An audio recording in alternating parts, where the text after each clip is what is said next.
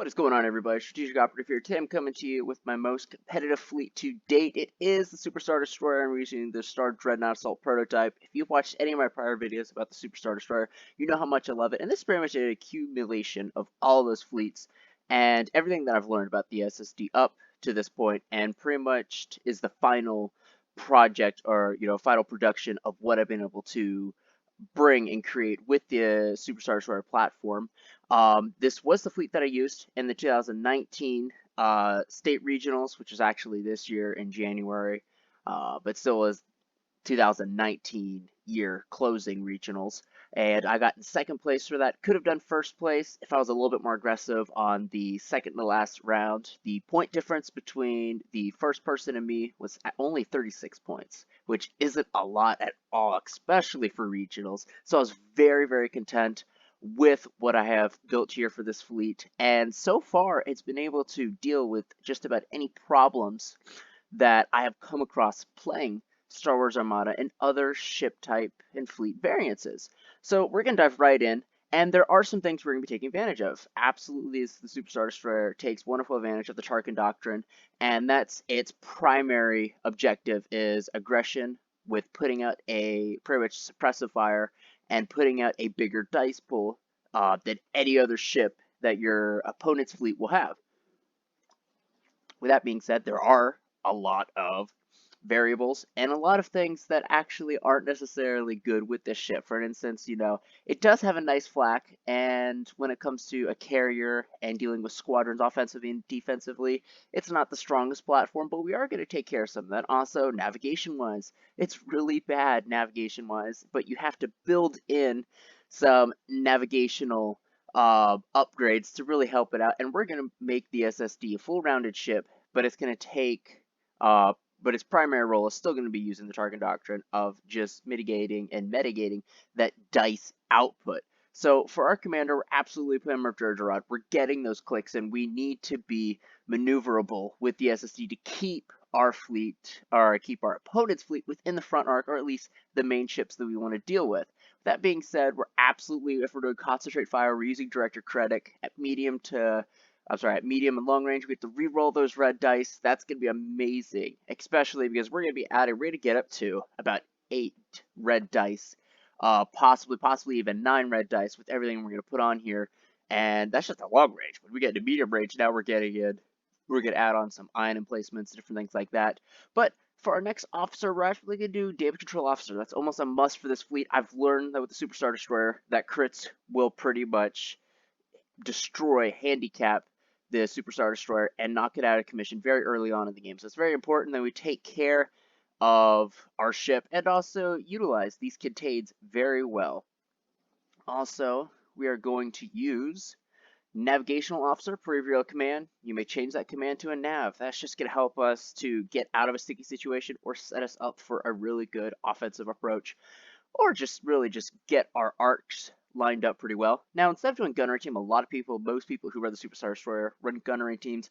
I like to use sensor teams. I like getting those accuracies. I like guaranteeing accuracy, especially when you're having a side shot or an auxiliary or rear shot, and you need that one, you need to lock down, that one defensive capability and token to destroy a ship. It's just really nice having that accuracy, especially when you go into a flotilla.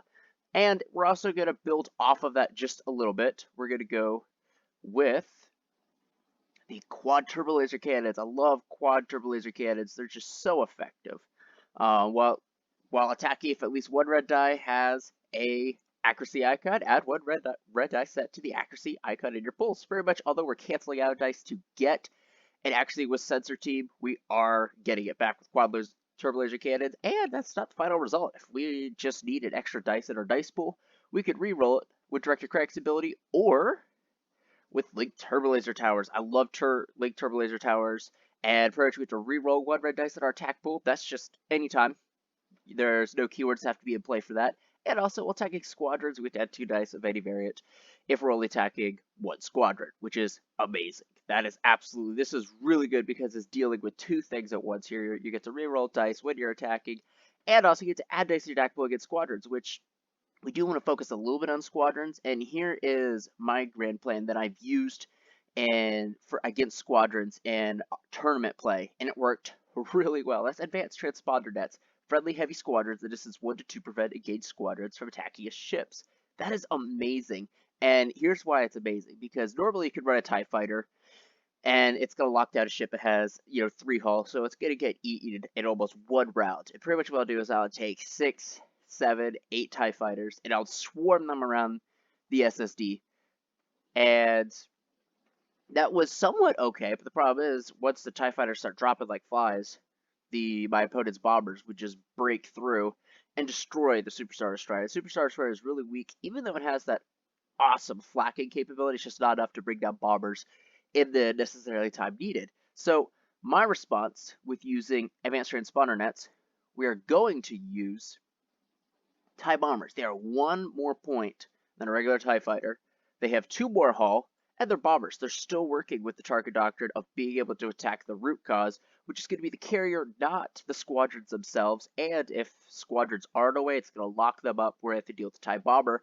TIE bombers also be within range 1 to 2 of the Superstar Destroyer, which is awesome because with linked turbo laser towers, it's just that much better of an option. And it really makes to where the opponent really has to think where they're going to place their squadrons and how they're going to deal with our pretty much net of security around the SSD. I'm going to use 5 TIE bombers, and I would switch between, for the actual regionals, I did 5 TIE bombers, but in some situations, in some games, I'll run 6 TIE bombers. But we do want to keep our point cost relatively low here, and we'll go more into that. We're absolutely going to use heavy ion placements.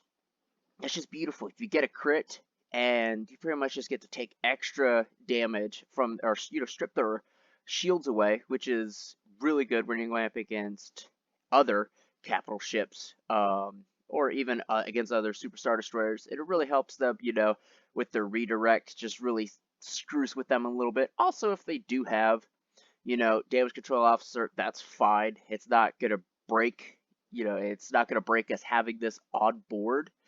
And we're also absolutely going to be doing the Ravager title. Ravager title is the most successful title, I think, for the Superstar Destroyer. I have done the other titles, and I think like the Executor and the Eclipse are really good when you're doing like campaigns.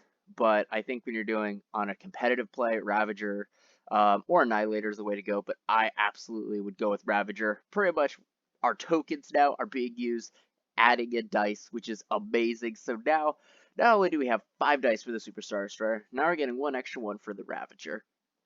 Also, Dr. Craig's ability, we're able to re-roll all of these dice in case that we get crappy rolls. So we're re-rolling, and on top of that, we're adding a dice with quad turbo laser cannons.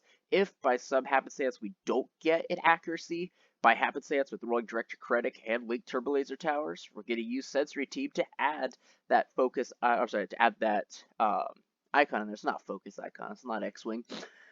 And with that in mind, that's really powerful offensively with dice. Really good control over our dice. Also, defensively, we have damage control officer. When we're looking at navigation, Moff Jerjerrod, it can be used offensively and defensively. You're just going to have to take 1 damage, but you know what? That's okay. You're a Superstar Destroyer. You have enough shields and hull to do so. Navigational officer is also just something else added in to where we really can focus our commands on concentrate fire. And if we have to, move out of harm's way or set ourselves up, we can change it to a navigate command, which is amazing. And we really don't have to use squadrons with a squadron command because they're not attacking. They're here as just a protective net over the Superstar Destroyer. And it works so effectively because even when squadrons get locked up with the TIE Bomber, granted the TIE Bomber doesn't have swarm, but chances are there's usually I found that usually when a squadron will hit into my transponder net, so to say, there's usually anywhere from 2 to 3 TIE bombers right there ready to go. And on top of that, we got a decent flak here as well. It's just amazing with linked turbo laser towers adding 2 dice on top of our blue and red dice, all ready to go to pound away at this poor little squadron. Or if there's multiple, just start taking them down and having a snowball effect. Really effective. Now what really sets this fleet up for major success here are going to be our objectives. Advanced gunnery. This is why we didn't have advanced gunnery actually for an upgrade, because we're going to be using it here, and it really makes to where our opponent is really going to have to feel pretty confident about themselves choosing advanced gunnery, giving the SSD, full advantage of the front arc for 3 attacks, which is absolutely devastating. We're also using firing lanes. Firing lanes is almost a little deceptive at first because a lot of people, especially in the regionals that I did, 3 out of the 4 games I did, people chose firing lanes, and every time I was able, with Navigational Officer and Mofjer Gerard, keep it to where my front arc and a part of my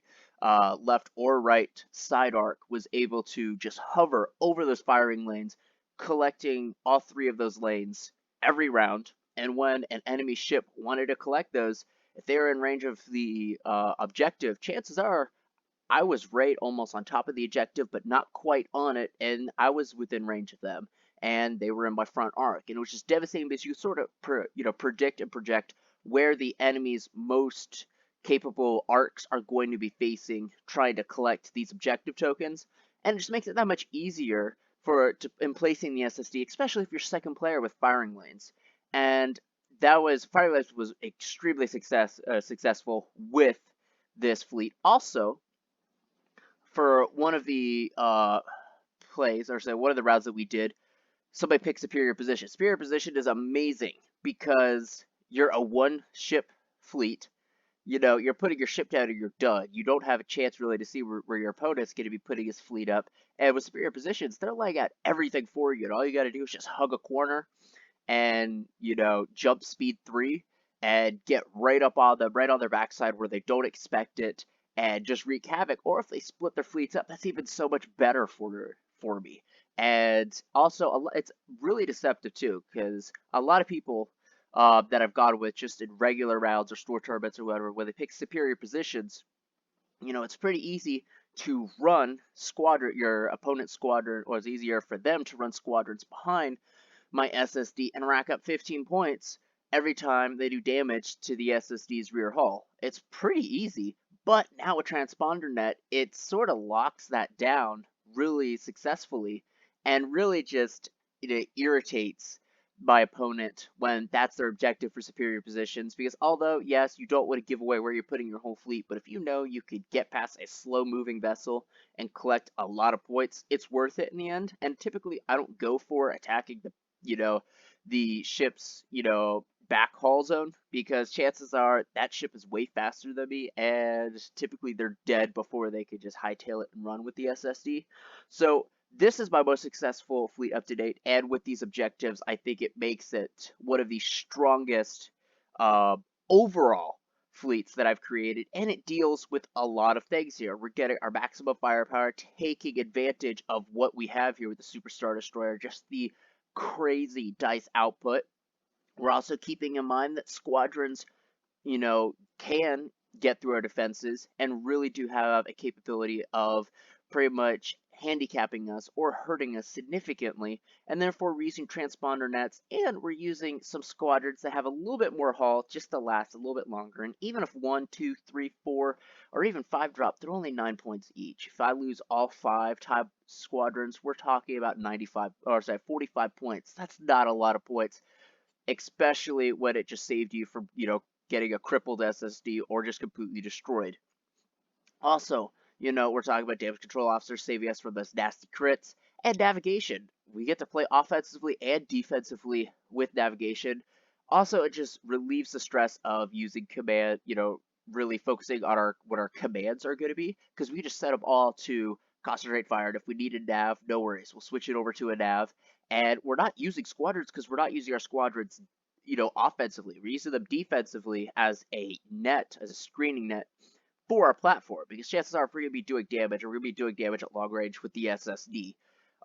This is a fleet network that's worked with me. It might not work with everybody, but I think this is the height of what the Superstar Destroyer is capable of in a tournament setting, and I found it very, very fun to play, as it's well-rounded, and it can come across and does well against many different types of fleets. But hopefully, y'all feel free to check it out. Let me know, your opinion on it, where you think, could tweak it a little bit, or if you've had anything similar, whether you've built or run across. Thank you guys very much.